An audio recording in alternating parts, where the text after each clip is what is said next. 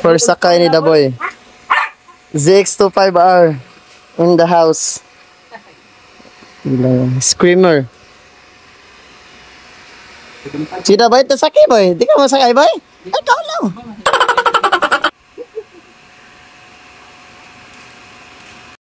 ZX25R. Mo ba? 3 liters kasi 2.9 yung engine. Ito.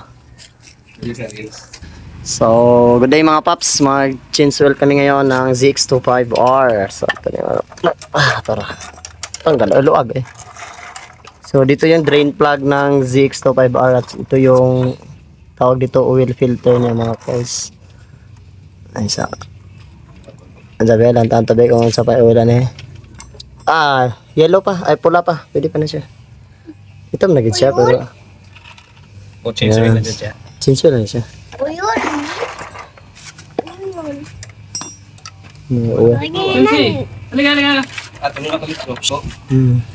So, ayan. Sakto lang. Dalawang kabo. Sakto lang siya. Kaya ang oil at na address sa baba ba? So, papalit din kami ng filter. Tatanggalin namin yung filter.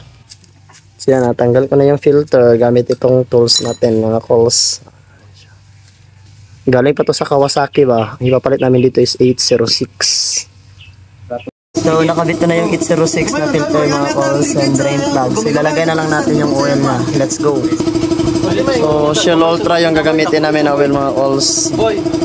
15W50.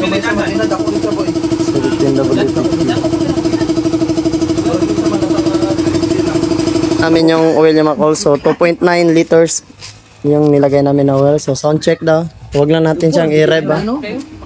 May 2 inch. So ito yung ano. One sobra na no, 1 inch sobra ang black. Nakalimot ko. Diretso na ba sa start call? Tingol.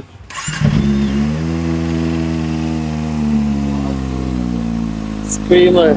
Natakot ako dun Kinabahan ako.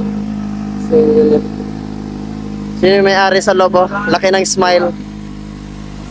I-rev daw konti. Rev daw konti lang. Rev daw, rev. Bagong chinsuil eh. Shout out sa may-ari. So, balik namin yung cover niya mga calls. Hindi pwedeng di balik yung cover. So, let's go.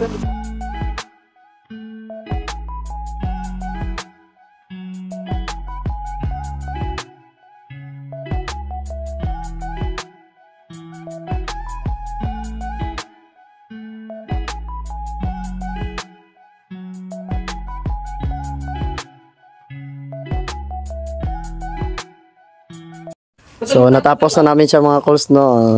Hirap talaga mag-change oil ng ZX25R kasi kailangan po tanggalin yung fairings niya sa kabila para matanggal mo yung oil filter at saka yung drain plug. So yun know, also hope na nag-enjoy yung customer. Shout out and God bless sa ating lahat, ride safe to.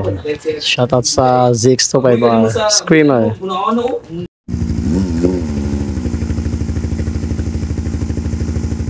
Boy. Bye-bye. Boy, gonit mo ya.